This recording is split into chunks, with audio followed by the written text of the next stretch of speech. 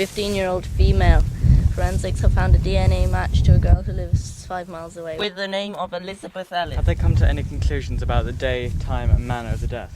The doctor's on the case right now, sir. So far, all they have found is a stab wound to the lower abdomen. And what is the name of the woman who discovered the body? Her name is Angelina Marshall. Here is the doctor's report on the woman. Thank you, Darren. Right, so the doctor says that she suffered signs of bruising and scratching on the arms and the legs. Yep.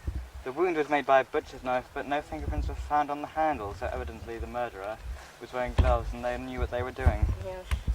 The knife wound occurred in the lower abdomen and it entered through the chest and tore through the muscles in the stomach, so evidently it was a very powerful blow.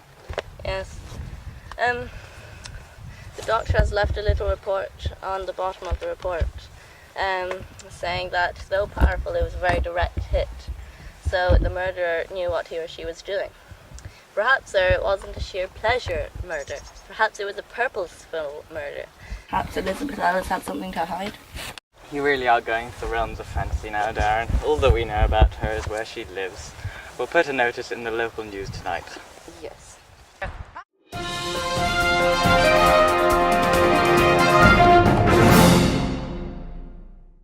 Hello and good afternoon. I'm standing outside a crime scene in Slocum in Devon, where a young girl, probably around age 15, was found dead last night.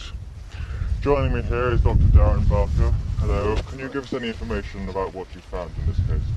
We're giving a full report, but we can't give any information yet. Thank you. The local people here are devastated at this news. We report on this case later. Andrew Jackson, J&W News, Slocum.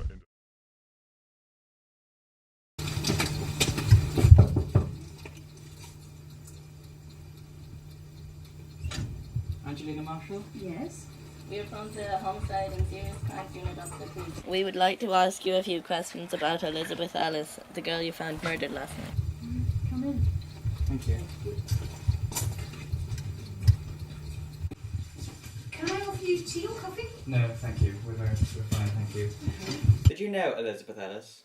Yes, I did. She was in my class. I'm a science teacher. What was she like as a student in general? Well, she was quite outgoing, but she'd been a bit quiet recently. Perhaps she was holding something back? Do you know anyone that she was not getting along with? Any enemies? Well, there was one person. What was his name? Paul Wilson. Yeah. But he lives in the next town then. Really? We'll go and interview him then. And how did you discover the body? Well, I was walking with my dog Jessie just out there. I can take you where you want. And I was walking on and I climbed down these rocks towards this hollow and I saw her lying there. I didn't know it was her at first. Was it a great shock to you? Oh, yeah, it was terrible. She had blood on her and at first I thought she fainted or something. But my dog knew her straight away and it was obviously her, and we went down and I couldn't feel any pulse on her or anything. She was quite cold. I don't know how long she'd been there.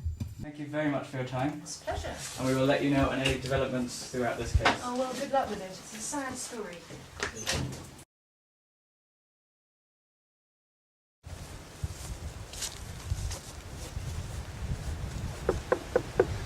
Well, Wilson, this is the police. We'd like to talk to you for a moment, please.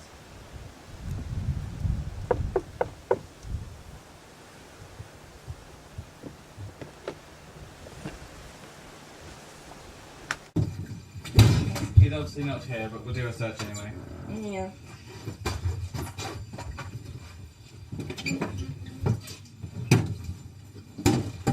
There's some stones. Oh, what are these then? Stones. Have you got one of those evidence baggies?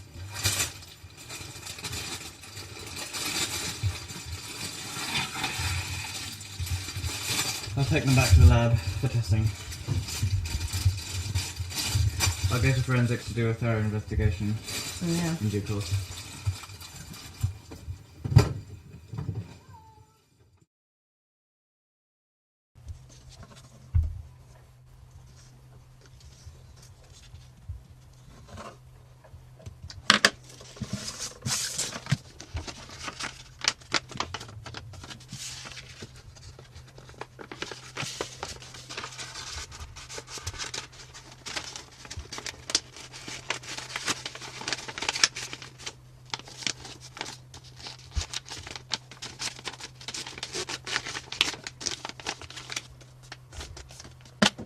Actually, it'll be safer if I call him.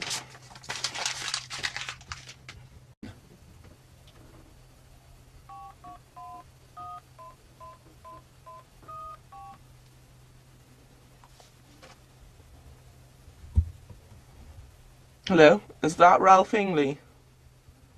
Oh. I know who you are, I know what you are doing, and if you don't give me £2,000 by the end of the week, I will call the police and tell them that you killed Elizabeth Ellis.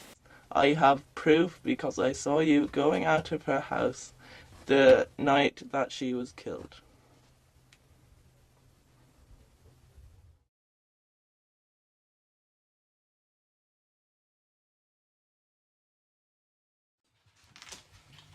Darren, do you think we have enough evidence to go back to Paul Wilson's house to continue the search? Well, we found 3 claws in his caravan. I think that's enough evidence.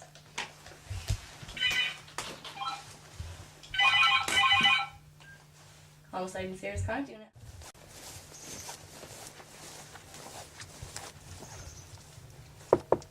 Paul Wilson, this is the police. We would like to ask you a few questions about Elizabeth Ellis.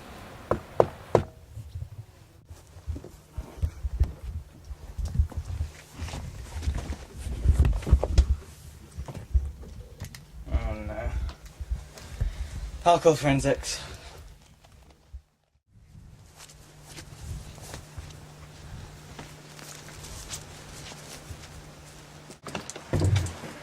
Has any further evidence been found during this case? This letter from Paul Wilson to Ralph Hingley saying if he doesn't give £2,000 to Paul Wilson by the end of the week, he will go to the police about Elizabeth Ellis. Right, thank you. And I'll be back to search more. Thank you.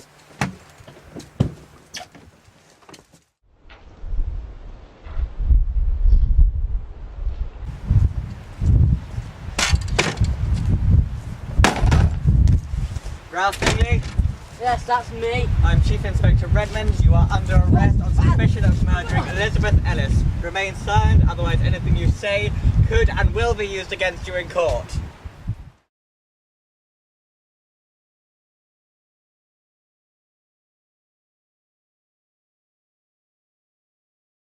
We know you killed Paul Wilson and Elizabeth Ellis. How? What proof do you have?